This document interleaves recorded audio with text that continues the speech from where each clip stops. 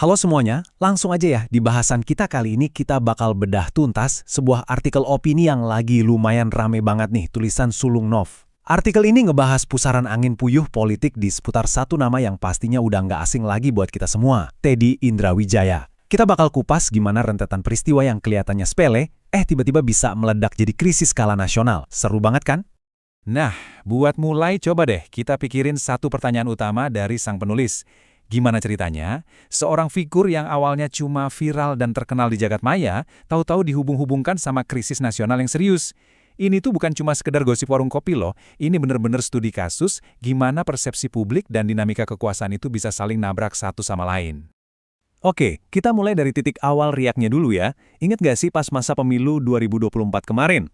Disitulah nama Teddy pertama kali meroket. Waktu itu, orang-orang lebih banyak perhatiin dia dari gaya dan penampilannya pas lagi ngawal kandidat. Keren gitu kan kelihatannya? Menariknya, penulis artikel ini ngaku kalau awalnya dia cukup sinis ngeliat Teddy. Cuma nganggap, ini paling cuma banyak gaya doang pas kampanye. Tapi seiring berjalannya waktu, pandangan itu berubah drastis loh. Puncaknya itu di awal 2026 pas ada bencana di Sumatera.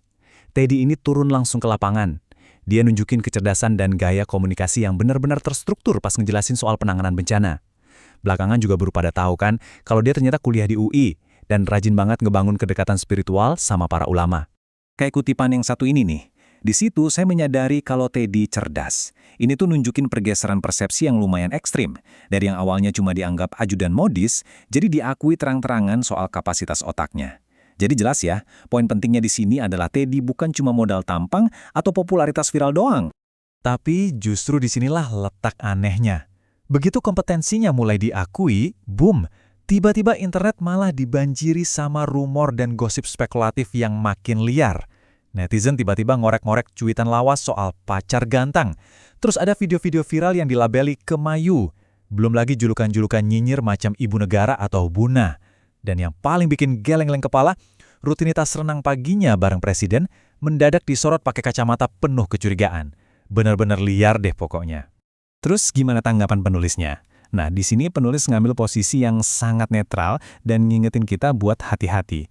Dia ngebela Teddy dari serangan personal yang nggak berdasar ini pakai argumen hukum Islam. Intinya, butuh bukti yang super ketat, yaitu 4 orang saksi, sebelum kita bisa ngelempar tuduhan yang merusak kehormatan orang. Jadi, asumsi aneh-aneh soal olahraga pagi bareng presiden yang belum beristri itu, menurut penulis, murni cuma spekulasi liar yang udah kejauhan banget. Oke, sekarang kita beralih dari gosip personal yang remeh-temeh ke riak yang jauh lebih gede. Gelombang kritik ini sekarang udah menyentuh sisi kelembagaan yang lebih serius. Ini bukan lagi soal julukan netizen di kolom komentar, tapi udah masuk ke ranah struktur negara kita. Publik mulai nge-highlight satu poin perdebatan yang krusial banget. Posisi Teddy yang seolah-olah punya identitas ganda. Coba bayangin, di satu sisi dia megang jabatan sipil yang sangat strategis, yaitu sekretaris kabinet. Tapi di sisi lain dia masih berstatus sebagai prajurit militer aktif. Nah loh, buat banyak pengamat politik dan masyarakat luas, tumpang tindih ini jelas bikin tanda tanya besar soal aturan ketatanegaraan kita. Nggak cuma soal jabatan ganda, ada juga kejanggalan yang dirasain publik soal kenaikan pangkat militernya yang dianggap secepat kilat. Cuma dalam waktu singkat, posisinya lompat dari mayor jadi letnan kolonel. Ini langsung memicu tuduhan soal adanya pelanggaran prosedur standar di militer, yang pastinya bikin obrolan publik makin panas.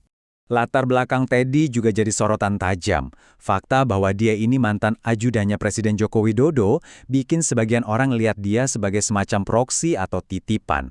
Dari sini, spekulasi liar mulai nyebar kalau pemerintahan yang lama masih ikut cawe-cawe narik tali kendali dari balik layar. Asumsi ini makin menguat di kepala masyarakat pas mereka ngelihat jajaran menteri yang kok rasanya belum banyak diganti. Dinamika inilah yang bawa kita ke titik gesekan politik yang paling utama di artikel ini. Sekarang, Teddy nggak cuma dilihat sebagai seskap biasa. Dia mulai diduga mainin peran yang jauh lebih krusial. Sang penjaga gerbang utama yang jadi akses satu-satunya buat ke presiden. Menurut sumber yang kita bahas ini, mulai muncul anggapan kuat kalau Teddy ini adalah biang keladinya. Dia yang nentuin dan nyaring ketat siapa aja yang boleh ketemu sama Presiden Prabowo. Coba deh, kebayang nggak sih panasnya situasi ini? Dengar-dengar bukan cuma menteri yang susah ketemu pimpinannya sendiri, tapi politisi-politisi senior juga pada ngerasa akses eksklusif mereka diputus gitu aja.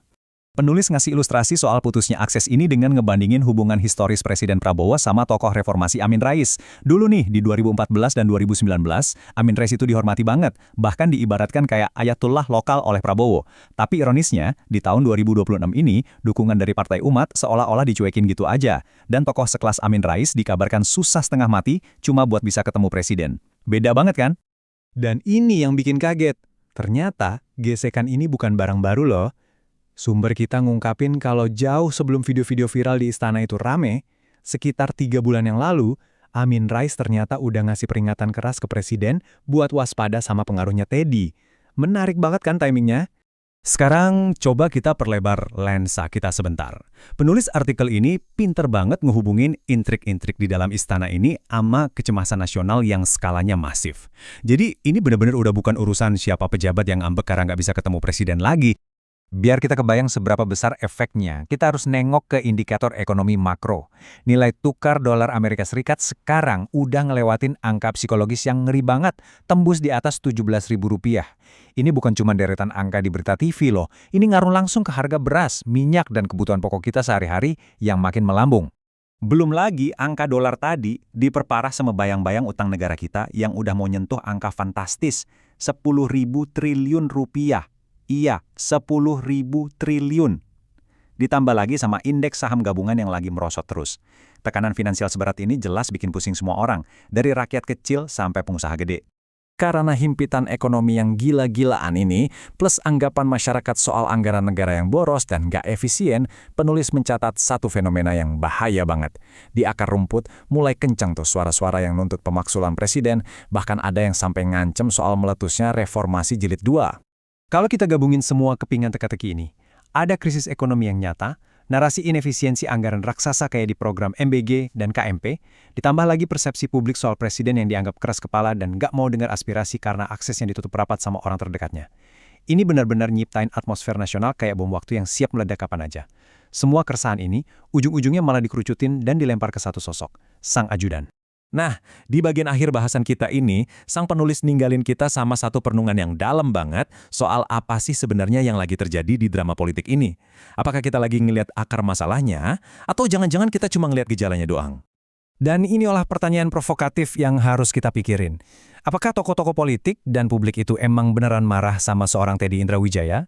Atau bisa jadi, Teddy ini cuma sasaran antara, semacam penangkal petir yang paling gampang buat ngelampiasin kekecewaan dan rasa frustrasi yang sebenarnya ditujuin buat sang presiden sendiri.